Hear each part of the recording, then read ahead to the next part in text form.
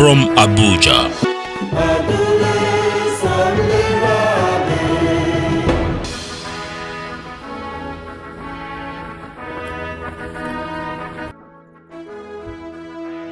Hello, thank you for being a part of our show.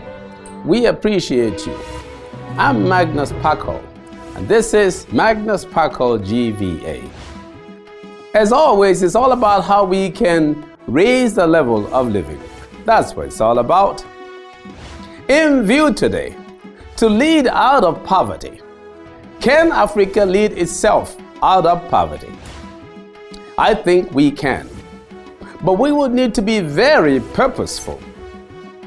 Today, we will mostly see what President Nana Dankwa Akufo-Addo of the Republic of Ghana has to say from an African leadership perspective.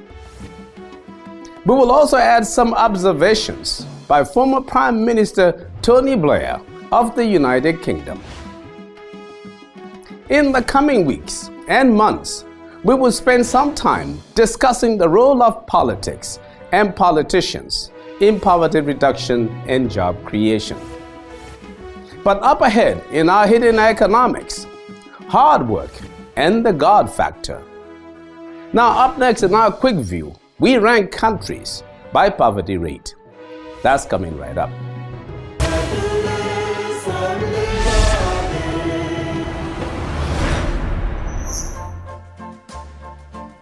Poverty is by far the biggest problem facing Africa, as 24 out of the 30 countries with the highest poverty rate in the world are African. We can define poverty as a condition of lacking both money and basic necessities, such as food, water, utilities, and housing, needed to successfully live a meaningful life. Poverty may therefore be seen as the economic condition of lacking predictable and stable means of meeting the basic necessities of life. The way to defeat poverty is to identify it, target it, and come up with solutions like education and skills, roads, healthcare, and a competitive can-do spirit. The countries that have or are defeating poverty have directly confronted it. In this connection, which of the following is the African nation that is among the top 4 countries in the world with low poverty rates? Mauritius, Morocco, South Africa, and Tunisia. Which of the following countries is not among the top 10 poorest countries in the world? Democratic Republic of Congo, that is the DRC, Niger, Nigeria, and Sierra Leone. Stay with us for our answers coming up shortly. Still in view, to lead out of poverty. But up next in our hidden economics, hard work and the God factor.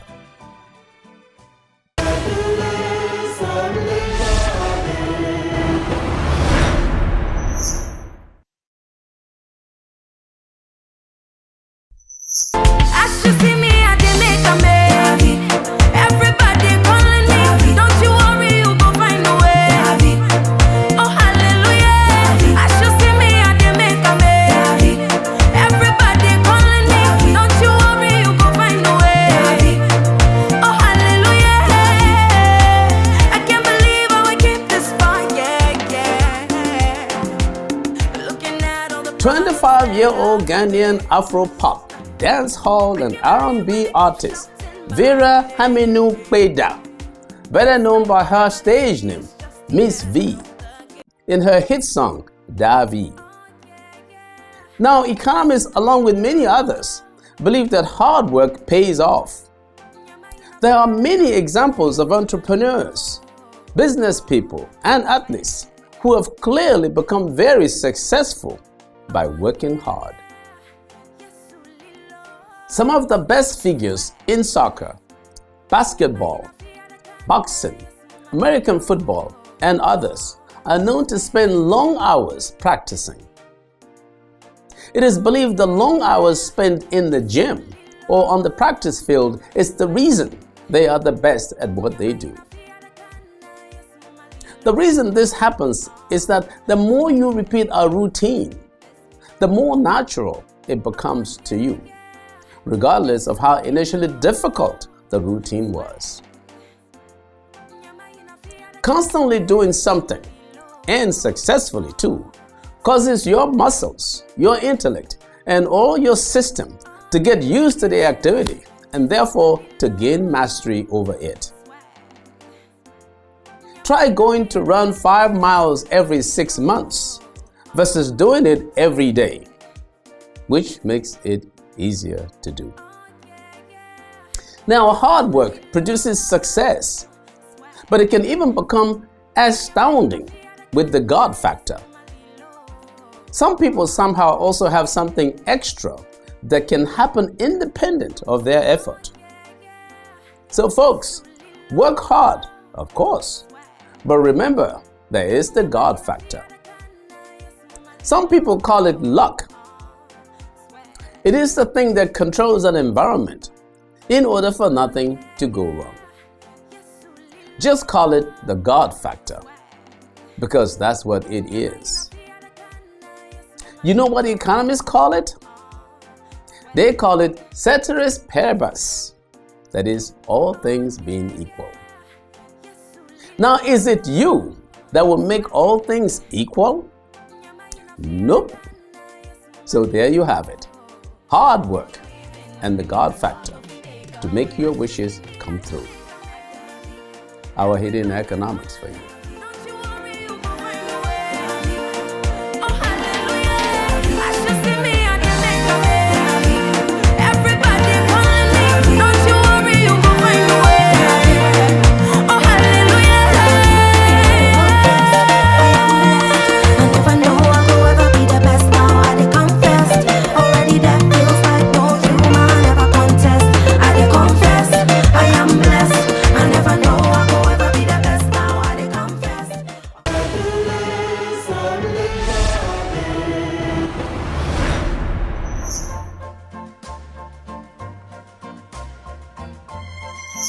Before we start our discussion, here are our quick view answers. Tunisia is the African nation that is among the top 4 countries in the world with the lowest poverty rates. Niger is the country listed here that is not among the top 10 poorest countries in the world. For comments, adverts, and sponsorship, please see our information displayed on the screen. According to the World Bank, about 50% of the population of sub-Saharan Africa live in poverty. So this means about 1 out of every 2 people in sub-Saharan Africa lives on less than $1.25 per day. This statistical data paints the worst poverty picture for any global sub-region worldwide. This is unacceptable. Except if we have accepted and conceded that Africa is to represent a pitiful people and a shameful condition. Can African politicians be competitive in efforts to end poverty? President Nana Akufo-Addo of Ghana has been hitting the right notes on the way out of poverty and the way forward for Africa. As he says, industrialization holds the key for Africa to be successful. From speeches at the United Nations and other fora, President Akufo-Addo has impressed the world. Let's listen to him as he speaks on the importance of leadership in a new approach to industrialize by adding value to raw commodities. In this, he is also insistent on a new Africa that looks away from handouts and dependence on development assistance from foreigners. President Akufo-Addo is clearly defining the type of leadership Africa needs today. My duty, and that of all the members of the Advocates Group, is to help mobilize political support for the realization of the 17 Sustainable Development Goals, which include ending poverty and hunger, improving health and education, making cities more sustainable, combating climate change, and protecting oceans and forests. All of these are aimed at promoting global development that leaves no one behind. Truth be told, the full implementation of the SDGs in Africa cannot be done with a mindset of dependence. This has to change, and it begins with identifying our priorities and implementing them. Our first priority must be to change the structures of the economies on the continent, which are dependent largely on the production and export of raw materials. It is this reliance on raw materials that feeds our dependence on foreign aid and subjects us to the politics of the West. We cannot be doing the same thing over and over again and expect a different result. Africa needs to transform stagnant, jobless economies built on the export of raw materials and unrefined goods to value-added economies that provide jobs, to build strong middle-class societies and lift the masses of our people out of dire poverty. To guarantee an Africa beyond aid, Africa must breed a new generation of leaders. Leaders who are committed to governing their peoples according to the rule of law, respect for individual liberties and human rights, and the principles of democratic accountability. Leaders who are looking past commodities to position their countries in the global marketplace. Leaders who are determined to free their peoples from a mindset of dependence, aid, charity, and handouts. Leaders who are bent on mobilizing Africa's own immeasurable resources to resolve Africa's problems. Leaders who recognize the connectedness of their peoples and economies to those of their neighbors. This new generation of African leaders must help bring dignity and prosperity to our continent and its peoples. Once again, I thank you sincerely for making me a part of this conversation. Thank you, and may God bless us all. Well done. Africa is getting top-level support from around the world. In an interview with Douglas Allen Beale, partner and managing director at the Boston Consulting Group, former British Prime Minister Tony Blair explains how, in his view, economies can convert global advancement into improved welfare for their people. It's a huge challenge for them because often a lot of the short-term political pressures are against globalization or against the impact of it. And obviously when you make your economy more open, in a sense you introduce greater competition, and that can make some people feel vulnerable.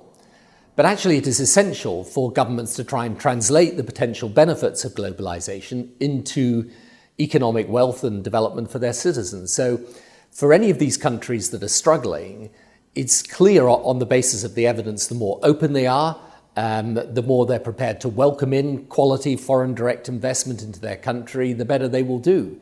So really the challenge is, how do you make sure that you access those pools of intellectual capital and financial capital in order to develop your country in a sustainable way? You know, when you look at those countries that have succeeded and those that haven't, what I always say to people is, actually the lessons are reasonably clear. The hard thing nowadays is not working out what you should do, because I think there's a lot of clear empirical evidence around the world as to what governments should do to make their countries grow and develop. The tough thing is how you do it. I think you've got basically three really important things for governments to do. The first is to create a climate for the development of their own business and for the encouragement of foreign direct investment that has clear, predictable rules at the heart of it, processes that allow things to be moved quickly, and a situation where you attract the right type of quality foreign investment into your country. That's the first thing. The second thing is, and linked to that, I think rule of law is fantastically important. And that has got the component both of having systems where you have some faith that the courts and judiciary operate in a proper way, and also, frankly, that there's basic security for the citizens, because this is also an important component of countries growing. And the third element nowadays, I think, is the delivery of essential infrastructure. So if you're looking at African countries today, if you've got power, if you've got electricity, everything else becomes achievable. The reason I'm so focused today on the capacity of governments to deliver and govern effectively is that I think that's the challenge. The governments I'm looking at around the world, and by the way, this is true even of developed countries, the problem is how do you get the right skill set, the right capacity to deliver programs of change? Because you can identify what changes you should make. Doing them's tough, and doing them requires that capacity, and that's often where the gap is. As we spend some time with President Akufo-Addo today, let us see how in a recent event, he highlights the importance of achieving all 17 interconnected Sustainable Development Goals for Africa. Thank you very much for the opportunity of this forum to talk about something that is very important to us in Ghana and also on the continent, and that is the Sustainable Development Goals. We know that they were adopted 2 years ago, and they have a target date of 2030. Two things, I think, I should say. One, the goals go together. The 17 of them are all interconnected. And if they're going to have the impact that we are looking for, all 17 of them at the end of the day have to work together. Secondly, global outcomes, if they're to succeed, means that they have to succeed in Africa. And that is for a reason that is manifest. Unfortunately, Africa, sitting on the greatest resources in the world, also has the poorest populations. So that if the goals are going to be seen to have succeeded, they will have been succeeded if they succeed in Africa. I think that the most important consideration for those of us who have been given the privilege of political leadership is to find a way of selling the goals to our populations as something that has a direct impact on their life. Not something that was created in New York by a group of politicians and bureaucrats to fashion things to keep them going, but that they are in fact intended to have an impact on the everyday lives of all of us. There's some, obviously, that can have directly a greater impact than others, and which are also measurable. As far as I'm concerned, the most important of them, of course, is education. If we can, and it is eminently feasible, be in a situation where by 2030 we can say that all of Africa's children are in school and having access to good quality education, the impact of that on the development of the continent and on the quality of life of the people would be enormous. So we're talking about taking these goals at a level that would enable all of us, society, government, actors, state and non-state actors, to be able to measure the impact of the goals and their sustainability and realization. It's an important opportunity for the world community. There are many cynics who would say they're not possible. As always, the world community decides that some things are important, and what it is, what is at stake. It's finding a way whereby all of us, in all parts of this globe, can find a way of living together in it in dignity, and being at the same time be able to protect the resources of the globe. It's an important development in world history, and for myself, well, to some extent I have a professional interest. I'm the co-chair of the group of advocates, that the eminent group of eminent persons that Antonio Guterres has put together to sell the SDGs to the world. But it is something that is a major challenge. It's something that I believe is worth doing, and the obvious benefits of it to the global community are obvious. President Akufo-Addo, co-chair of the group of eminent advocates for the Sustainable Development Goals.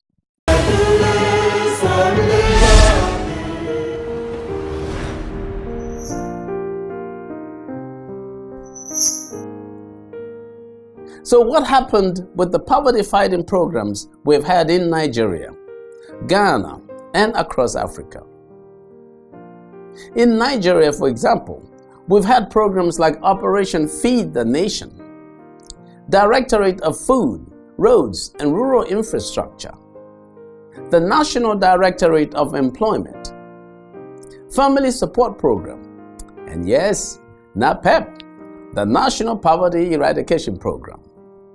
Probably the most promising of all the programs, but which was inexplicably and clearly erroneously scrapped. So what happens now?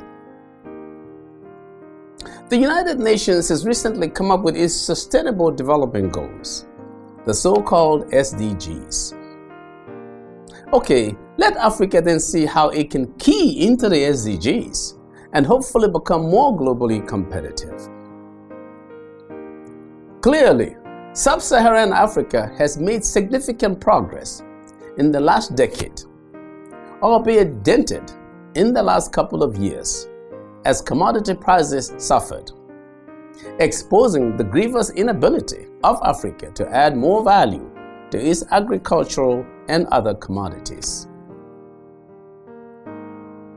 Fortunately, a good message on competitiveness and self-reliance is coming, as we have seen from key leaders like President Nana Akufo-Addo and Paul Kagame. Nigeria, with its Anchor Borrowers Program, championed by the Central Bank and supported by President Buhari, appears also ready to produce more, add value, and expand its export base. This is a good thing. I think pursuing the attainment of the 17 SDGs is important, but it must be aimed at ending poverty by being more globally competitive in the production of goods and services. And this will happen when the leadership is hands-on. The time has come to look away from development assistance and handouts. What will work is attractive conditions for business and the determination to be globally competitive. This is how you end poverty. I'm Magnus Kpakol, and that's my view.